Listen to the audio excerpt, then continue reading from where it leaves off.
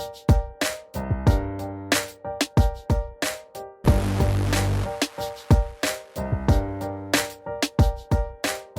I start this episode of our Grow It campaign, I want to say a quick thank you to the episode sponsors. They are Wealthify and Fidelity. I'm going to say a quick bit about each proposition, so make sure you listen to them, because later in the series, when I talk about the different propositions out there, they'll be useful to refer back to.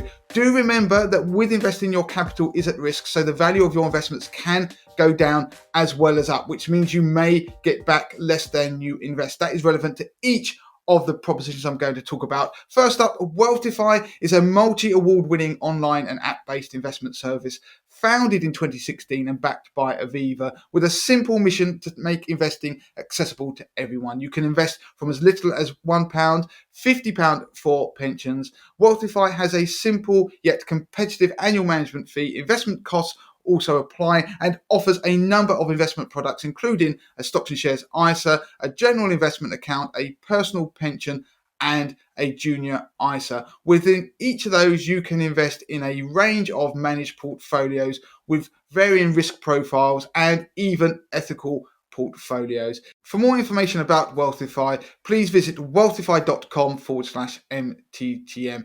Now, Wealthify does not offer advice. If you're not sure whether investing is right for you, then please speak to a financial advisor. Wealthify is authorised and regulated by the Financial Conduct Authority.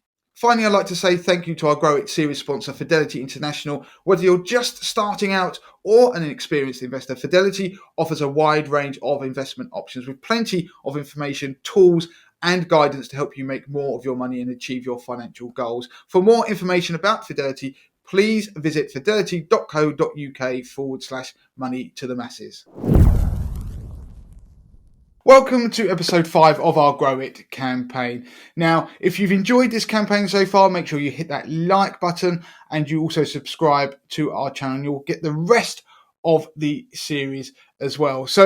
So far in this Grow It campaign, you've learned about why you should think about investing, you've learned about risk, you've learned about return and taxation, as well as when you should seek the help of a financial advisor, and how you go about finding one that you can trust. Now, in this episode, I want to explain the basics of the account types that most people need in order to grow their wealth. So at the most basic level, you will presumably have at least one current account with a bank or building society, which your wages will be paid into and your bills will be paid out of.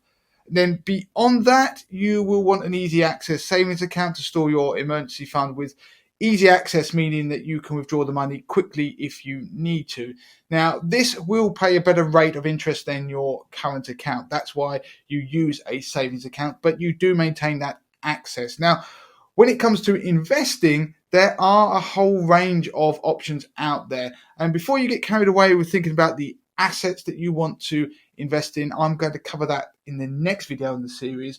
You need to decide the product through which you want to invest. Now, these are often called tax wrappers, but it's easier if you think about them as boxes. So just think of cardboard boxes sitting in a row. Now, 3 such boxes are a stocks and shares ISA, a pension or a SIP, and a general investment account, which is often called a GIA for short. Now, I'm going to explain each of these in more detail in a second. So what I want you to do is visualize these boxes into which you're going to put your investments, be they shares, bonds, or whatever it is you want to invest in. Now, generally speaking, you can put the same types of assets into each box. So when you look inside the box, they will each look the same as the next one. But what makes each box special is the rules around not only how and when you can put money into them, but also when you can take it out again, and also how each box is taxed. Each has a set of rules covering whether you get tax relief on the money you put into the box, how the investments are taxed inside the box, as well as the tax you have to pay when you take money out of the box. So let's focus for a second on box number 1, which is the pension. Now, a defined contribution pension is a long-term investment product, and it's designed to provide you with an income during your retirement, and you put money into it and you grow that over time. It's a very tax efficient way of investing money because you receive tax relief on your contributions on the way in, and your money grows tax-free when it is within the pension wrapper. So in simple terms, when you put money in, HMRC also adds some money into the box via what is known as tax relief. And there are two types of pensions. So workplace pensions and personal pensions, which you can set up yourself. With a workplace pension, it is likely that your employer would also pay into it as long as you do under the terms of auto enrolment. So not only do you get money from HMRC through tax relief paid into your pension, but you also can receive free money paid into your pension from your employer. That is a win-win, and you can invest all of that within the pension wrapper so it can grow tax-free over time.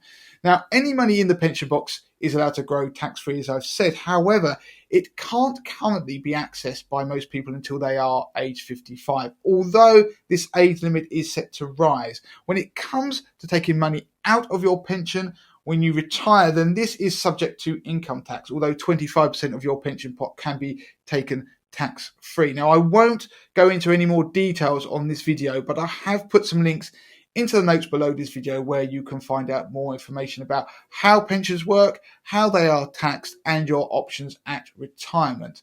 Now, one thing to bear in mind is that there are annual limits as to how much you can pay into a pension each year and receive tax relief, which for most people is the lower of your earnings in the given tax year and £40,000. But generally speaking, a pension is the most efficient way to invest for your retirement. Next, we move on to box number 2, which is the Stocks and Shares ISA, known as the Individual Savings Account. Now, it's a tax-efficient account that allows you to save or invest up to £20,000 each tax year without paying tax on the interest or investment returns.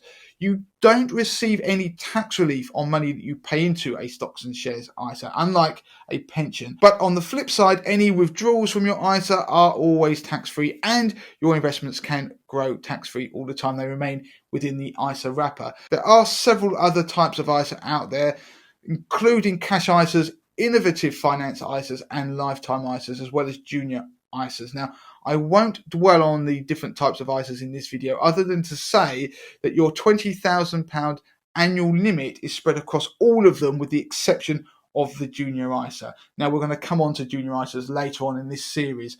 Now, a lifetime ISA is one that is of particular interest, however. So those people who are looking to buy their first home will be interested in a lifetime ISA because it offers all the attractive tax benefits of a standard ISA, but with the additional 25% bonus provided by the government. I've included a link in the notes of this video to an article on the Money to the Masses website, which provides more details on lifetime ISAs and how they work. While most LISAs, that's shorthand for lifetime ISAs, that you can get out there are cash-based, there are some stocks and shares versions. That means you can invest the money. Now, you can find full details in the article I've already mentioned. So if you are saving for your first home, make sure that you check this out before you go any further. So that leads me on to the third box, the general investment account. Now, that's the GIA for short.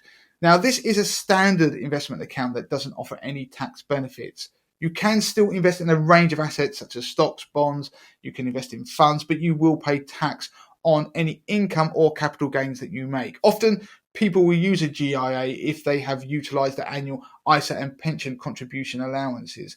So now you know about each box, you can see that pensions offer significant tax benefits, namely tax relief and the possibility of employer contributions when you're using a workplace scheme, making them a popular choice for investing for retirement. However, you can't access your money until age 55 currently. ISAs, on the other hand, are more flexible in that you can withdraw your money from them whenever you want, tax-free, but they also have annual limits on how much you can save.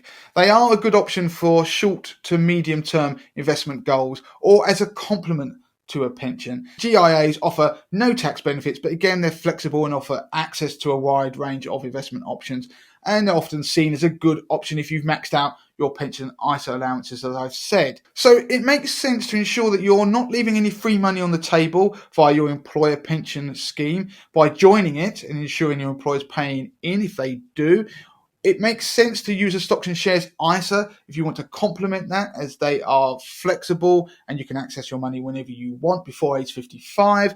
And in reality, it's not actually a binary choice between any of these, with successful investors utilizing both pensions and ISAs and occasionally GIAs as part of their investment strategy. The main thing is that pensions, ISAs help maximize your investment returns through mitigating the impacts of tax on your growing wealth. Now, there are some other esoteric investment vehicles out there, such as VCTs and EISs, and I'm not going to go into them on this video because it's beyond the scope of this series, and they only are suitable for what the regulator defines as sophisticated investors. But I will put some links in the notes of this video where I've done a podcast that explain those products in more detail. So by this point in the series, you should be feeling fairly comfortable with the ideas surrounding investing, including taxation and the usefulness of tax wrappers. So in the next video, I'm going to talk about how to pick what to invest in and how to build a portfolio to achieve your financial goals. And so if you're finding this series useful, do make sure you hit that like button and you leave a comment, but also subscribe to our channel.